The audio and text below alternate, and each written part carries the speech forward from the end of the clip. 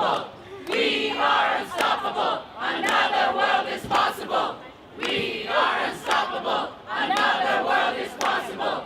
Je suis étudiante en droit à l'université d'Assas et je suis aussi au REFED parce que je représente l'association Assas Environnement que j'ai créée. Et par ailleurs, je suis aussi journaliste radio sur Radio Campus. Et donc à la COP23, je fais partie de la délégation du REFED et je vais faire aussi quelques petites émissions de radio, dont un direct sur Radio Campus Paris. Je m'appelle Quentin, je fais partie du REFED, le réseau des Français des étudiants pour le développement durable. Et donc je viens de leur part assister à la COP23 pour suivre les négociations et faire du reporting sur comment ça se passe, qu'est-ce que c'est la COP23 et qu'est-ce qu'un jeune dans une organisation associative peut faire. Alors une première journée à la COP, c'est un petit peu une plongée dans un grand bain. On est un petit peu perdu, on voit beaucoup de gens, un peu l'impression aussi de faire un tour du monde très très rapidement. Parce que là, je suis donc en zone bonne, la zone de la société civile. Donc je me suis un petit peu baladée dans les pavillons, autour des ONG et c'est vrai que je commence un petit peu à prendre mes repères.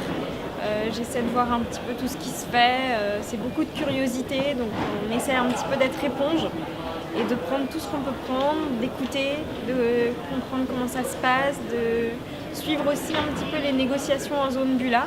Parce qu'on est un petit peu éloigné, mais on peut quand même suivre. Ça m'a permis d'assister aux négociations en elles-mêmes, c'est-à-dire rentrer dans la salle où tu as toutes les délégations de tous les pays, le secrétariat de la CNUC, qui sont en train de discuter sur un point particulier.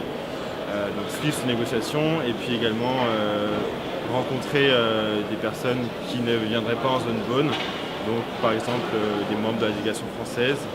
Et donc ça permet aussi d'aller au contact des personnes un peu plus haut gradées. Du coup aujourd'hui je suis allé à un sujet sur le fonds adaptatif.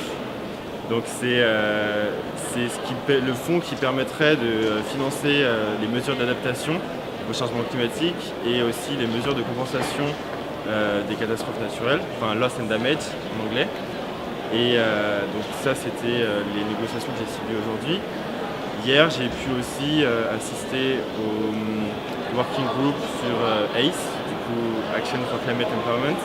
Donc c'est tout ce qui est relatif à l'éducation, la participation du public et la formation au changement climatique. J'ai pas forcément des grands objectifs, mis à part celui de vraiment comprendre comment ça marche, les enjeux, avoir une idée des avancements petit à petit qui sont faits au niveau des négociations, savoir aussi avoir une image de ce que fait la société civile, parce qu'on remarque en arrivant ici qu'il y a vraiment énormément de choses qui sont faites, et notamment dans les pays du Sud, des pays auxquels on ne pense pas forcément, la Guinée, le Ghana, le Burkina Faso. Donc ça c'est quelque chose que j'ai vraiment envie d'approfondir, c'est de savoir qu'est-ce qui est fait dans ces pays-là, quelles sont les initiatives, qu'est-ce que nous on peut en tirer aussi. Parce qu'on a plein de choses à tirer de ce qui est fait ailleurs, de rencontrer des gens, c'est quelque chose de très important, et tout simplement aussi de comprendre comment ça marche une COP et quels sont les enjeux.